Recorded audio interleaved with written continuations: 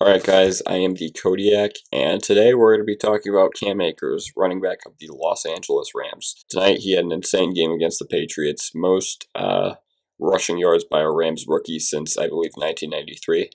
Yeah, so the last person to rush for, last Rams rookie running back to rush for as many yards as Akers did tonight was Jerome Bettis in 1993. He had 212 in one game. But yeah, final stat line for Akers, 29 carries, 171 yards.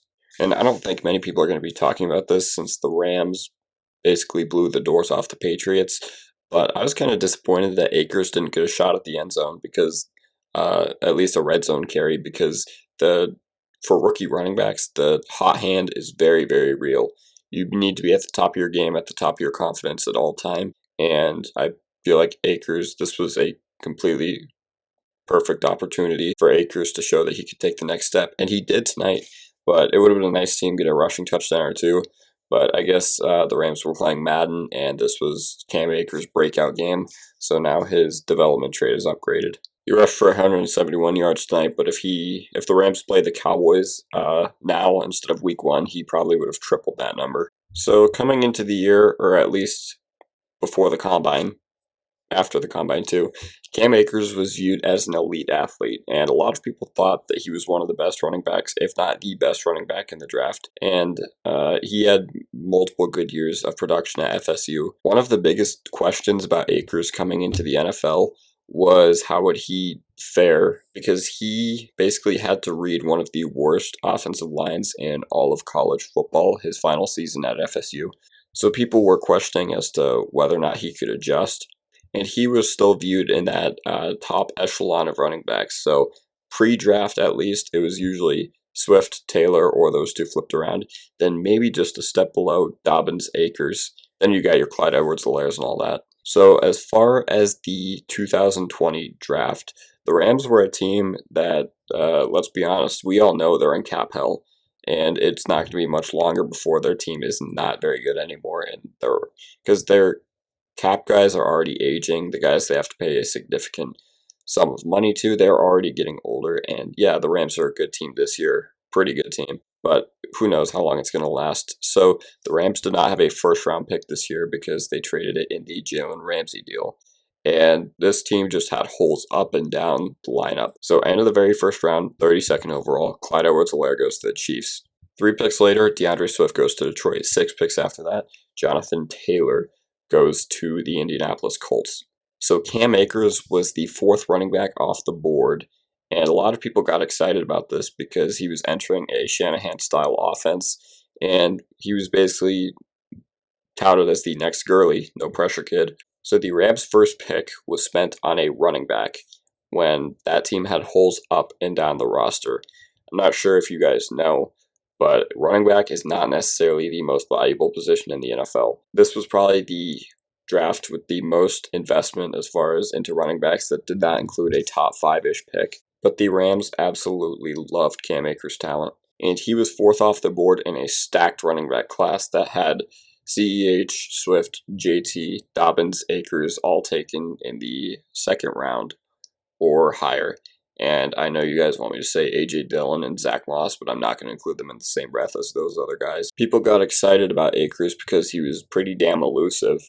If you watch him on film, he's just always shaking guys off, or at least he was at the end of his Florida State time. He has good, if not elite, catching ability out of the backfield. You know, when you look at all the rookies that are producing, across the NFL, you think about all the great rookie wide receivers and rookie running backs.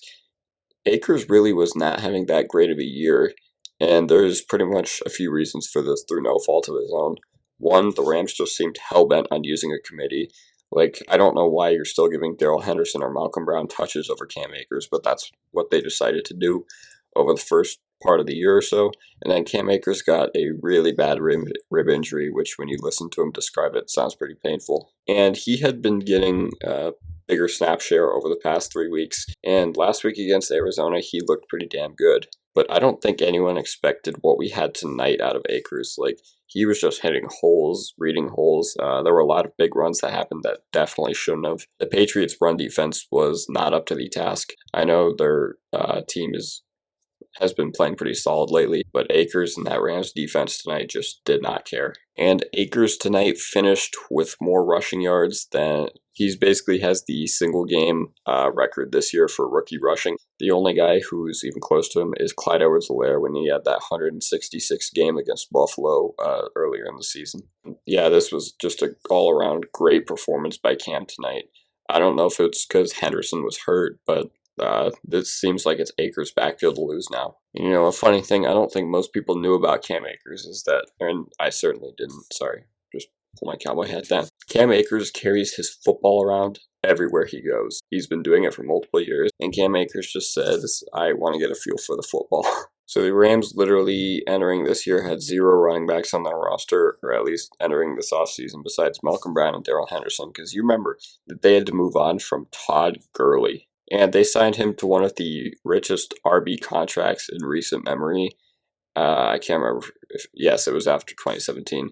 So, and then a report came out that offseason or the next offseason saying that Gurley had arthritis. And why that matters is because Todd Gurley, when he was really, really good in 2017, 2018, he played on 85 to 90% of the Rams snaps. So McVay and that entire offense, that entire organization has shown the ability to plug and play with their workhorse running back, and they feel completely comfortable giving the guy the load pretty much every touch. It's been different this year because McVay saw what the 49ers did last year and said that they wanted to do more of that. But the snap counts from tonight and these past few weeks have indicated that this is Akers' backfield to lose now. Les Snead of the Los Angeles Rams is probably the most irresponsible GM in the NFL. You think about how many times they don't have a first-round pick, which is why, to be completely honest, this team is not going to be good very soon. And cutting Gurley was just basically a sunk cost move. They said, let's cut our losses, and they are paying him millions of dollars to not play for them. And now